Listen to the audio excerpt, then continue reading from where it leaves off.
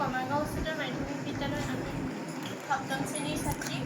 আজি এই পানী পৰিষ্কাৰকৰণ কৌশলটিৰ সহায়ত আমি গাঁৱৰ দুখীয়া লোকসকলৰ বাবে এটি পৰিষ্কাৰ পানী ব্যৱস্থাৰ কৌশল লৈ আহিছোঁ।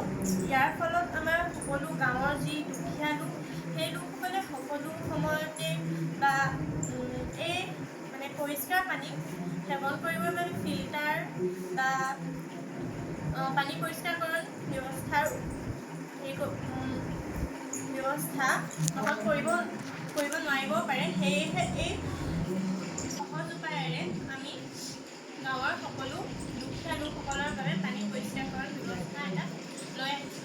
স্বাস্থ্য ভালে থাকে, বেমাৰ আজাৰো হ'ব নোৱাৰে। বিশুদ্ধ পানী সেৱন কৰাটো এটা দৰকাৰী। এই কম খৰচতে এই সামগ্ৰীসমূহৰ সহায়ত আমি এই কৌশলটি সাজি ল'ব পাৰোঁ। ইয়াৰ ফলত বিশুদ্ধ পানী আমি সেৱন কৰিব পাৰোঁ। ইয়াৰ ফলত বিশুদ্ধ পানী আমাৰ অৰ্থাৎ পৰিষ্কাৰ পানী ওলাই আছে।